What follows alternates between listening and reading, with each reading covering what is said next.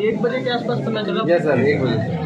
जब पता चला अपने को तो उसके बाद से मैं केवल इसी पे फोकस कर रहा हूँ। ठीक है। और हमारी जितनी भी टीमें हैं, हाँ। एडिशनल साहब तो खुद ही यहाँ पर लगे हुए थे।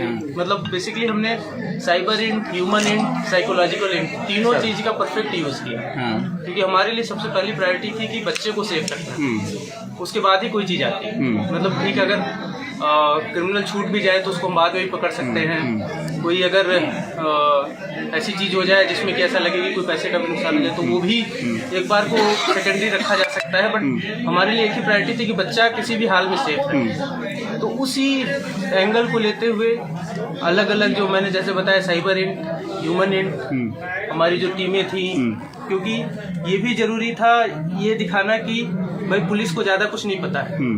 क्योंकि ये डर भी रहता है कहीं ना कहीं कि ऐसा लगे कि पुलिस को पता चल गया तो वो और दूर भाग जाए या और बचने की कोशिश करें। तो हमारी टीमें भी जैसे आप देख रही है बिल्कुल सिविल ड्रेस में घूम रहे हैं। बिल्कुल, ये भी सिविल ड्रेस में, बाकी टीमें भी 100% सिविल ड्रेस में ही घूम रही थी।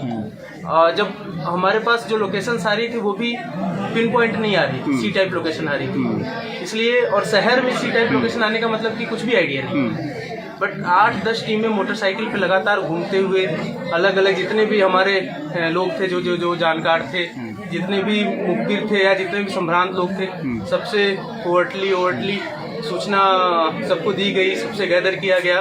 और इस पूरे उसके बाद जब बच्चा मिला तो सबसे बेसिक खुशी यही हुई कि बच्चा मिल गया, सकुशल मिल गया। उससे ज़्यादा कोई खुशी की बात नहीं। और एक तरीके से पर्सनली मुझे भी बहुत ज़्यादा खुशी हुई, क्योंकि इससे मतलब हमारे जो एक तरीके से कहा जाए तो पुलिस की नौकरी में एक तरीके की चीज़ है जो किक देती है। हम किसी की लाइफ सेव कर सकते हैं, किसी परिवार को खुशी दे सकते हैं, इससे अच्छी कोई चीज़ हो नहीं सकती। पूरा शहर विनती दुआ कर रहा था कि बच्चा सकुशल वापस आ जाए। आपने न केवल सकुशल इसको वापस लेके आए और आपने आरोपियों को भी, जहाँ तक मेरी जानकारी है, पकड़ में आया है। आरोपी कौन है, क्या उनकी हिस्ट्री है सर? जैसे बच्चा मिला हमें तो हमारा तो सबसे पहला, जैसे मैंने पहले कहा कि फोकस ये था कि बच्चा सकुशल रहे। तो मेरे अंदर भी ये जिज्ञासा थी कि एक बार बच्चे से मिला जाए, बच्चे से बात की जाए।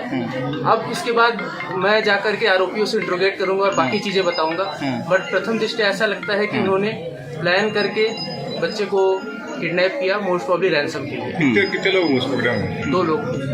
तो बट जैसा मैंने कहा कि मेरी जो क्यूरियोसिटी थी या मेरा जो लक्ष्य था या पूरे पुलिस का लक्ष्य था, पूरे गंगानगर का लक्ष्य था, जैसे आप लोगों ने बताया सभी का ये लक्ष्य था कि बच्चा सकुशल मिले। तो बच्चा मिलने के बाद मेरे भी ये था कि बच्चे से मिला जाए, बच्चे से बात की जाए, परिवार वालों से बात की जाए। इसके बाद मैं जाऊँगा, उनसे इंट्रोगेट करूँगा और उसके बाद जो फाइनल डिटेल्स, एग्जैक्ट डिटेल्स है वो तब मैं शेयर। केवल रैंसम के लिए ही ये किडनैपिंग की गई थी या कोई अदर रीजन भी सामने है अभी तक as a prima facie? Prima facie तो अभी तक यही बात सामने आई है। बट अब मैं यहाँ से जाकर के उनसे इंट्रोगेट करूँगा, मेरी पूरी पुलिस टीम जो है उनसे इंट्रोगेट करेगी। क्योंकि जो फर्स्ट फेज था, जो मोस्ट इंपॉर्टेंट चीज़ थी, वो हमने कवर कर लिया। अब सेकंड है कि हम उसके तह तक जाएंगे कि अगर रैंसम नहीं था, कोई और चीज़ थी तो क्या थी। आरोपी कई बार ऐसा होता है कि कोई और कारण हो और उसको छुपाने के लिए कोई चीज़ कही जाए, तो हम ये सुनिश्चित करेंगे कि जो भी कारण है उसको सामने लाएं। आरोपी बच्चे या बच्चे की फैमिली से परिचित थे? ये सभी इंट्रोगेशन करने में पता चलेगा, इन्वेस्टिगेशन में पता चलेगा।